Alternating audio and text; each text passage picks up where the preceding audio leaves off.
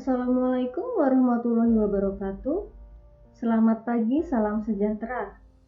Hari ini kita akan memulai pembelajaran yang pertama, yaitu pelajaran Bahasa Indonesia. Tentunya juga sebagai hari pertama kalian belajar sebagai murid di SMKN 1 Bajas Lebah. Pertama kalinya juga bagi saya mengajar kalian. Meskipun kita tidak bisa bertatap muka, saya berharap pembelajaran ini dapat tersampaikan dan diterima dengan baik. Baiklah, langsung saja kita mulai.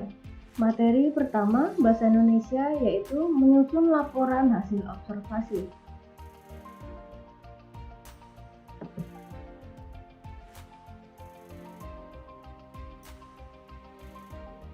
Yang pertama, pengertian. Teks laporan hasil observasi adalah teks yang berisi penjabaran umum atau penjelasan, yaitu laporan yang didasarkan dari hasil pengamatan. Nah, di sini ada perbedaan antara teks observasi dan teks deskripsi. Mulanya dua-duanya sama-sama memuat fakta, namun teks observasi lebih bersifat universal atau umum, sedangkan teks deskripsi bersifat individual.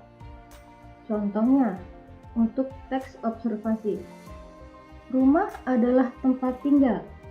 Ada yang berdinding kayu, bambu, ada juga yang terbuat dari semen. Jenis-jenis atap yang biasa digunakan adalah daun rumbia, asbes, dan juga genteng dari tanah liat. Sedangkan untuk contoh teks deskripsi, rumahku berdinding batu dan semen, bercat merah jambu dengan garis-garis coklat di dekat pintu, atapnya terbuat dari genteng merah. Nah, dari dua contoh tersebut, kalian tentu dapat membedakan yang mana teks observasi dan teks deskripsi. Tujuan laporan hasil observasi. Yang pertama adalah mengatasi suatu persoalan. Yang kedua, melakukan pengawasan dan perbaikan. Yang ketiga, mengetahui perkembangan suatu permasalahan. Fungsi laporan hasil observasi. Yang pertama, laporan kegiatan pengamatan, pemecahan masalah, sarana pendokumentasian, dan sebagai sumber informasi yang terpercaya. Nah, berikut ini adalah ciri-ciri laporan hasil observasi. Yang pertama yaitu bersifat universal atau umum, seperti yang sudah saya jelaskan di awal. Kemudian yang kedua, objek yang dibahas adalah objek tunggal, yaitu hanya satu objek saja.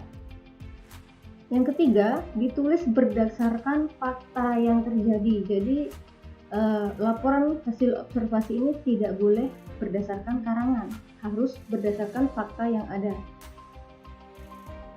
Kemudian yang keempat, merupakan hasil penelitian terkini, yaitu yang terbaru, dan sudah terbukti kebenarannya. Sifat-sifat laporan hasil observasi. Ada tiga, yang pertama yaitu informatif, yaitu harus dapat memberikan keterangan sejelas-jelasnya.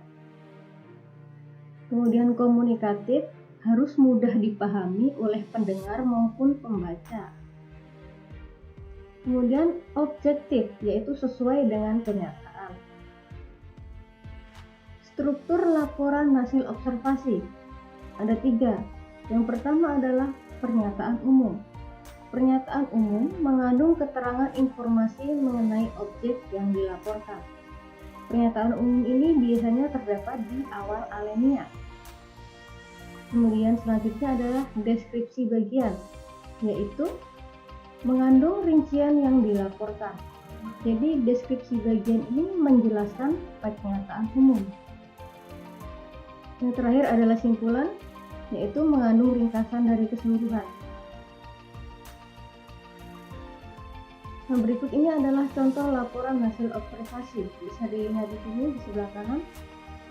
Wayang adalah seni pertunjukan yang telah ditetapkan sebagai warisan budaya asli Indonesia. Ini masuk dalam pernyataan umum. Sedangkan deskripsi bagian itu menjelaskan deskripsi dari pernyataan umum. Wayang kulit terbuat dari kulit hewan seperti kerbau, sapi, atau kambing. Wayang golek dibuat dari boneka kayu. Dan wayang wong yang dimainkan oleh orang. Jadi, ini mendeskripsikan tentang wayang, dijabarkan secara lebih jelas. Kemudian, simpulan. Simpulan ini ada di paragraf paling akhir.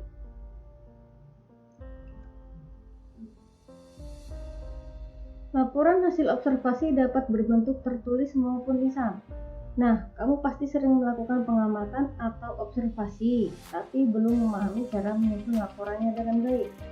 Maka dari itu, kamu bisa melihat contohnya di berbagai media seperti televisi, koran, majalah, dan internet. Nah, sekian pembelajaran bahasa Indonesia hari ini, semoga bermanfaat. Jika ada yang kurang jelas, bisa ditanyakan langsung ke saya, Japri lewat WA. Sekian dari saya, mohon maaf jika ada kesalahan. Assalamualaikum warahmatullahi wabarakatuh.